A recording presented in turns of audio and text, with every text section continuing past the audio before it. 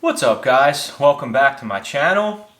Well, I've been using this Kranzle HD1622TS for about 5 months now, and I do like it, but I have had a few problems with it, so I'm going to kind of take you guys through the issues that I've had with it and show you the relatively quick fix for the main issue that I had, and we'll get right into it. First, though, I'm so happy I found these things at Home Depot the other day.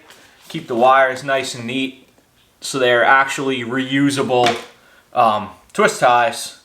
I've actually never seen these before, and I came across them and I was like, awesome, because the Velcro snap for this wire just crapped out on me, so I was like, perfect timing. So I'm going to kind of change the position of the camera and try and get you guys right in there and show you up close what I'm getting at. So let's do it.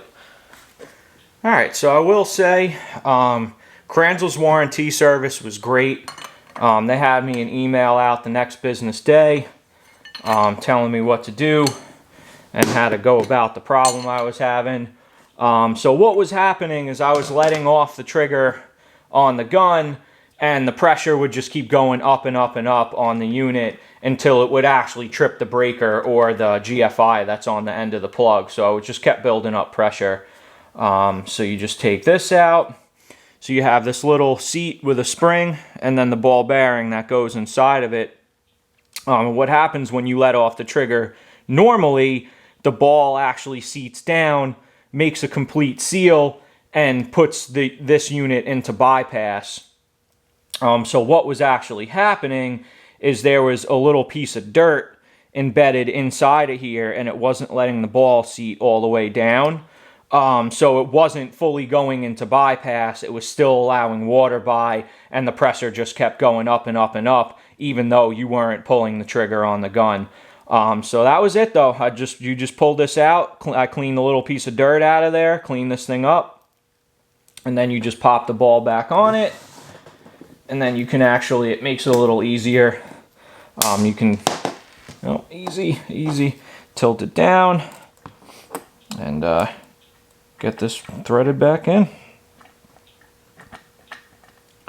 So as you can see, guys, this is something you could definitely easily accomplish in the field if you had this problem. Since it happened, I try and be a little more cognizant of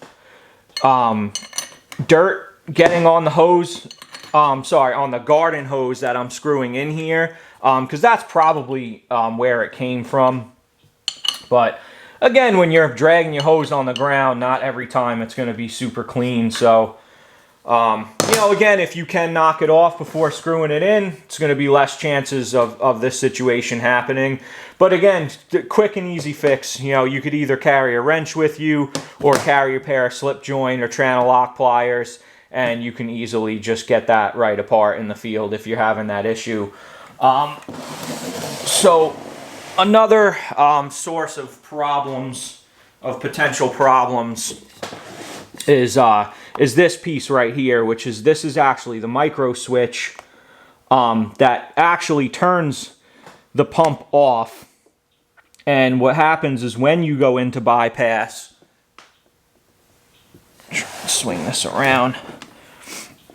So when you go into bypass, you have this little piece here, and this little rod pops out of it and then hits on this micro switch in here, which I actually took this apart so I can show you guys.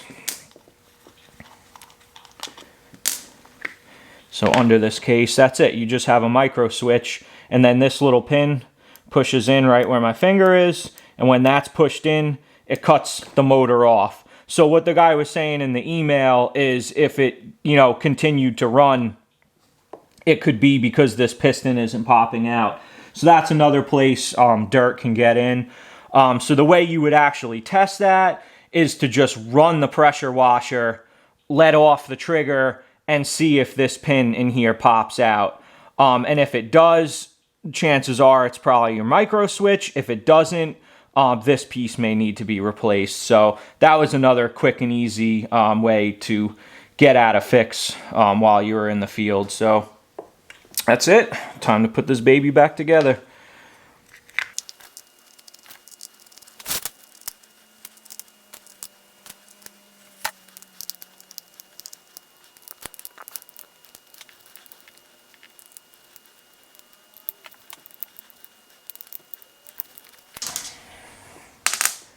So, and then inside of this, you have this O-ring here, and that O-ring slips around this this brass right here, and then these screws, when you screw them in, actually ride right in the second channel on this. So pretty easy. It just slips right on like that till it bottoms out, and then just pop the screws through.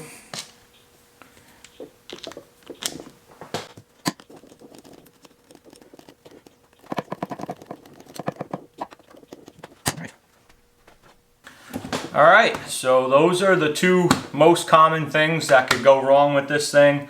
I hope that helps you guys out. Again, a couple simple tools, just keep them with you, and then you know, if you're having problems, you can fix it right away. The other thing I found out is I actually do keep my little Ryobi pressure washer in my trailer, and the day this went down on me, I really didn't have time to stop and mess with it and troubleshoot it, and I didn't know how to fix it yet. So I just took out my backup unit, but that's definitely a good reason. Again, don't throw anything out, don't get rid of it. If you have a piece of equipment that still works and you have the room for it, keep it with you, because even though this thing is literally 10 times the price of the Ryobi, this thing has went down on me twice now, and the Ryobi has never gone down on me. So, alright, so hopefully that helps you guys if you do have a Kranzle pressure washer with the total stop function.